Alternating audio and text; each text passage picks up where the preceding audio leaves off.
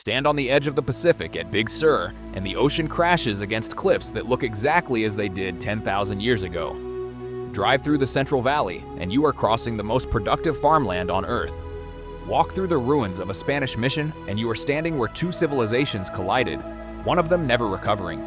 California is not just a state, it is a story of gold and drought, of dreamers and disasters, of reinvention so relentless it has become the state's defining characteristic. Empires have claimed this land. Nations have fought over it. Millions have crossed deserts and oceans to reach it. And through all of it, California has never stopped becoming something new. The first people arrive at least 13,000 years ago. What they find is extraordinary. Towering redwood forests in the north, scorching desert in the south, a vast fertile valley running through the middle and everywhere, an abundance that makes survival not just possible, but easy. More than 300 distinct groups, speaking perhaps 100 different languages, live in a landscape so rich that agriculture is largely unnecessary. The ocean provides, the forests provide. The rivers run thick with salmon every year like clockwork. These are not primitive societies scraping for survival. They are sophisticated, stable, and deeply rooted, peoples who have perfected the art of living in this particular place over thousands of years. Then the Spanish arrive, and everything changes. In 1769, Father Junipero Serra and a column of soldiers begin building a chain of missions up the California coast, 21 of them eventually. Connected by a road they call El Camino Real, the Royal Road. The missions are built to convert the indigenous population to Christianity and make them useful subjects of the Spanish crown. What actually happens is catastrophe. Indigenous Californians are brought into the missions, sometimes willingly, often by force. They are forbidden from leaving. They are separated from their languages, their ceremonies, their entire way of life, and they die. European diseases tear through populations with no immunity. The indigenous population of California, estimated at perhaps 300,000 before Spanish contact, collapses by more than half within a generation. The missions that still stand today, beautiful, whitewashed, draped in bougainvillea, are built on a foundation of suffering that took more than 2 centuries to even begin to reckon with. Mexico wins independence from Spain in 1821, and California passes to the new republic almost without anyone here noticing. Mexican California is a land of enormous cattle ranches stretching across the hills, owned by a small elite of California families living a life of considerable elegance. It is isolated, pastoral, and unhurried. It will not stay that way. Then on January 24, 1848, a man named James Marshall is inspecting a sawmill on the American River when he notices something glinting in the water. He picks it up, he tests it. He tries desperately to keep the discovery secret. He fails completely. The word gets out. Gold. In California. In quantities that beggar belief. What follows is one of the most remarkable mass migrations in human history. In 1848, California has perhaps 14,000 non-indigenous inhabitants. By 1855, it has 300,000. They come from everywhere, from the eastern United States, overland across the continent or around Cape Horn by sea, from Mexico and Chile, from China crossing the Pacific in ships packed so tightly that many do not survive the voyage, from Ireland where the Great Famine is still devastating the population. They come because they have heard that a man can pull a fortune from a riverbed with nothing more than a pan and determination. That rumor is true, but only briefly and only for a few. The gold runs out faster than anyone expects.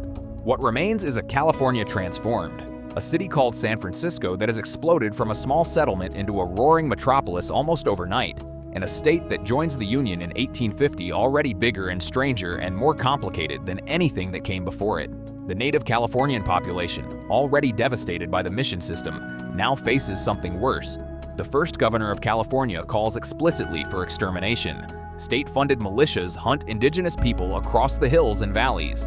By 1870, a population of 300,000 has been reduced to fewer than 30,000. It is one of the most complete demographic collapses in American history, and one of the least discussed. The Transcontinental Railroad arrives in 1869, connecting California to the rest of the country for the first time. It is built largely by Chinese laborers, tens of thousands of them, drilling and blasting through solid Sierra Nevada granite in conditions of extraordinary danger, paid less than white workers and given the most deadly assignments. When the railroad is complete, their reward is the Chinese Exclusion Act of 1882, the only American law ever to ban immigration explicitly on the basis of race.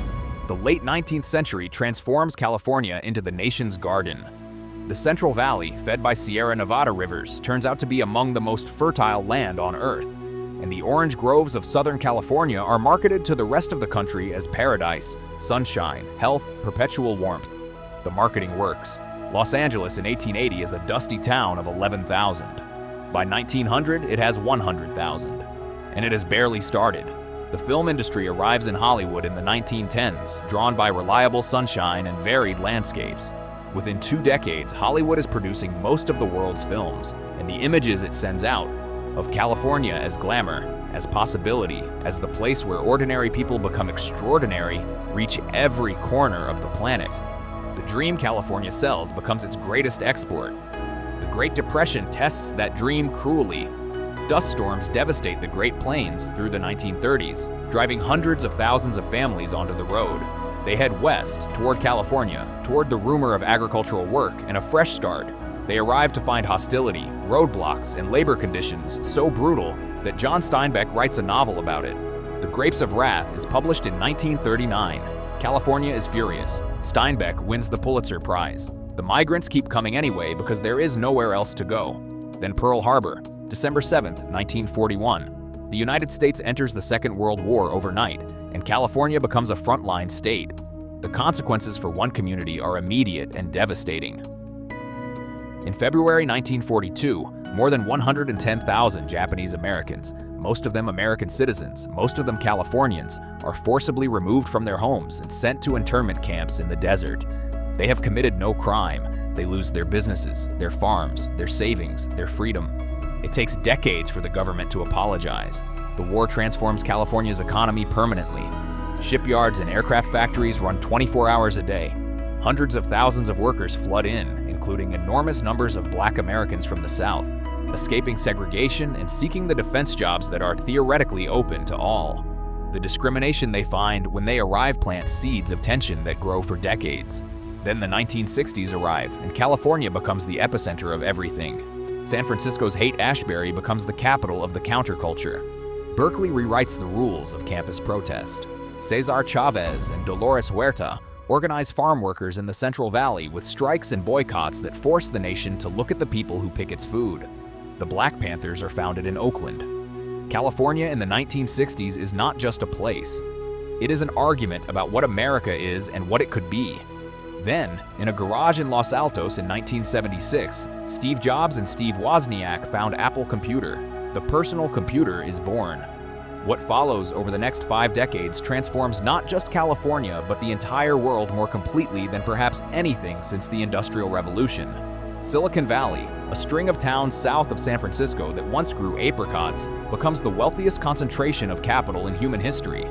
Google, Facebook, Netflix, Tesla, company after company emerges from this small patch of California to reshape how every human being on the planet communicates, works, and thinks.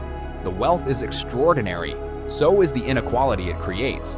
The city that once welcomed the dispossessed of the world finds itself unable to house its own teachers and nurses. Tents appear on the streets of one of the richest cities on Earth. And then the fires come. Catastrophic droughts kill millions of trees.